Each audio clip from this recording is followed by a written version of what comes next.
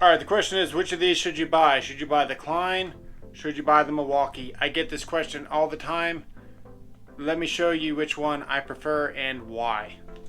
All right, it should go without saying, the most important factor when it comes to electrical multi-purpose pliers would be the ability to make a joint.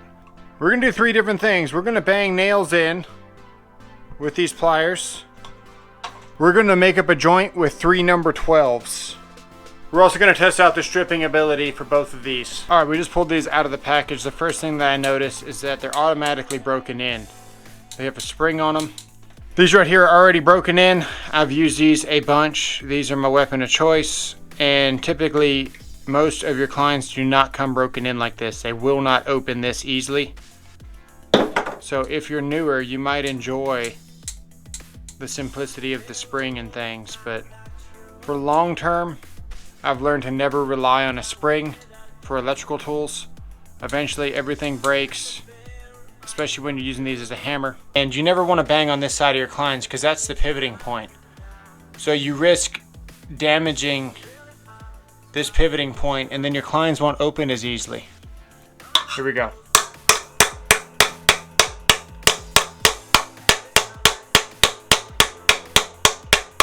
You can see there's less real estate for doing anything with these, really. We can try to bang on this.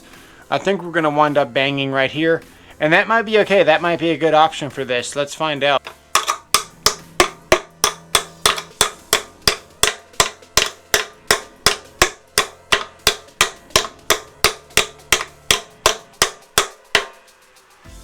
Okay, this is gonna look staged. I don't care. I can tell you right now. They're not as good for banging right here. And that's a deal breaker for me. Let's see if we can bang them right here. That would be good. May as well check the grab ability of them.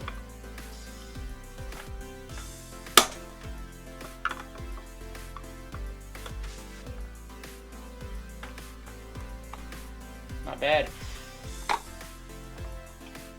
They are cross-hatched, just like all Kleins are. You can see that. These are cross-hatched as well.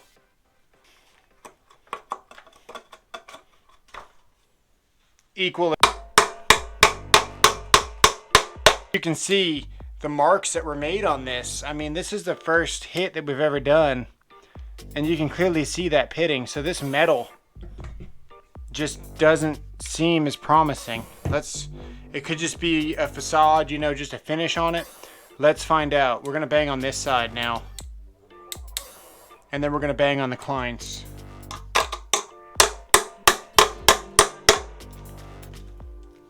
Yeah, so you can see there, I feel like the metal is harder. I could be wrong. Let's find out.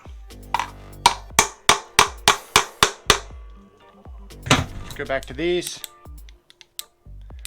It's hard to know which side you can't bang on because they look very identical. They both say Milwaukee in the middle. It's just something that I got to get used to. So I got to open these to figure out which side I can't bang on. And then I'll try to remember which ones I can't. Okay, so while they don't have a good nose to hammer on, because you can't hammer with this nose. While they don't have a good nose to hammer here, they make it up by having this weight, this heavier metal in the middle to bang on, which I think is really smart. But again, you can see we're pitting these up pretty good. So what I'm gonna do, I'm just gonna hammer on these so you can see the difference a bunch.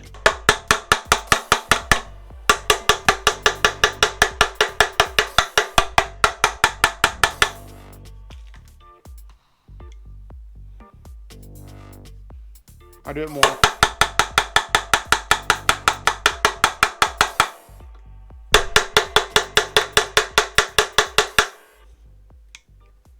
It's just a better steel. Like, I feel like these are gonna hold up a lot longer. These are absolutely brand new, and you can see all the pits in them. And you can hear how it's not smooth. These sound like the day I bought them.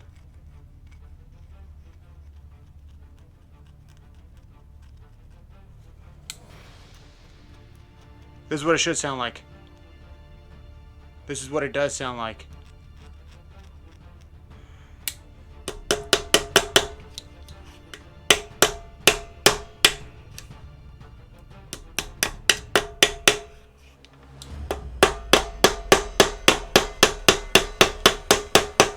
They seem equally as nice for that.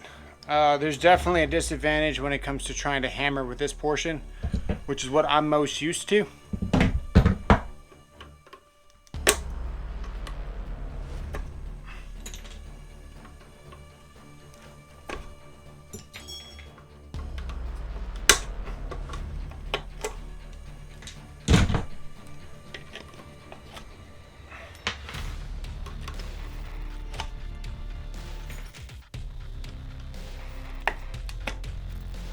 Pretty equal.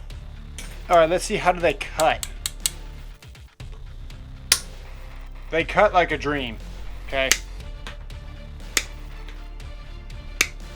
See by the pitting on these are absolutely brand new, and they look like they've been just used for a year. These have been used for 2 or 3, 4 years, and except for the patina of rust, they really don't have any, you know, distinguishing marks of battle.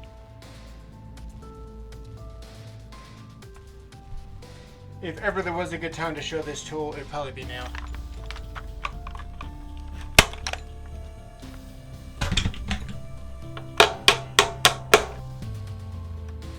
So, that's a nice cut right there.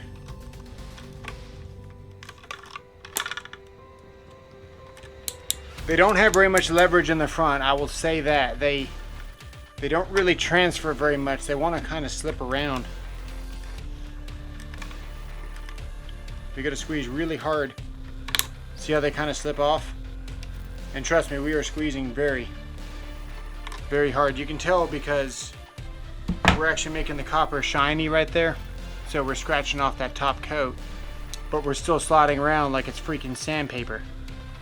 Do it again. 12. They do a pretty good job with stripping, and they strip just as good. They're kind of closer to where I'm working, where I'm pushing with my thumb, and they are less awkward. And honestly, this knife is kind of scary. Really, really scary actually. If you're ever pulling with a fish tape, or you're doing something with a fish tape and this thing slips where this was open, you would cut a whole effing finger off with these. I mean, it's just, that is terrifying. Do this for 12 years, it'll happen, okay? These really scare me to be using all the time. Pulling, pushing, doing things, and slipping in there. Some of my worst cuts have been with the strippers. Even your strippers can't hurt you as bad as these things can, man. These things belong like for gardening or something. I mean, look at that. That's just terrifying. If it doesn't scare you, you haven't been an electrician for very long, because you should know what can happen to your fingers. You get on the business end of these. At least this, like I've lopped off a whole chunk with these before, and that was terrible. It still never healed right. And when you're pulling or even making up a large joint, you got that potential where you got a lot of pinch points all over these things, especially if you're new. And I feel like these would be probably geared towards somebody more new anyway. They've got a spring on them. Nobody likes springs with these. You figure out how to work your clients. You just do. So I think these, just with that thought alone, puts these as a no-go. But we're gonna continue the video. Again, look how wide this is. This is crazy. And you don't realize how bad this is until you start to use them.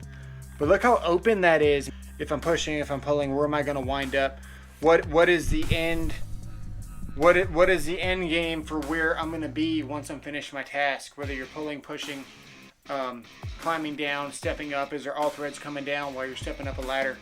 There's so many things with safety that you constantly got to be thinking about. And for me, these are out. Let me know in the comments below if you've experienced any incidents with these, please. I've experienced incidents with all of these, okay? every one of these. I'm not saying that you're not going to get hurt if you don't have these. That's not what I'm saying. I think your chance for a more horrible incident is higher with these. So let me know. I've hurt myself so many different ways. That's why we do these videos. That's why I do this channel, is to tell my experiences so you guys don't make the same mistakes I made.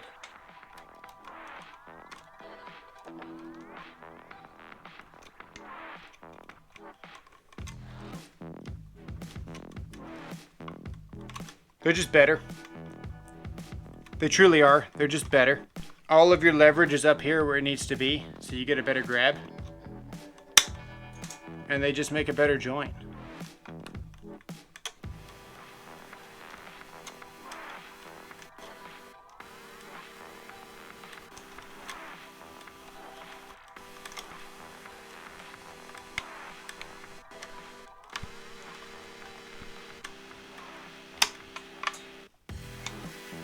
Of course these are going to be better. This is what they're designed for. Second is these. Throw these away. I've had a lot of questions about these. I would say no. I think they're dangerous. These are in my pouch every day. I own two of them, one for the house, one for work. Enough said, let's get this video done. Thanks for watching. We'll see you guys in the next one.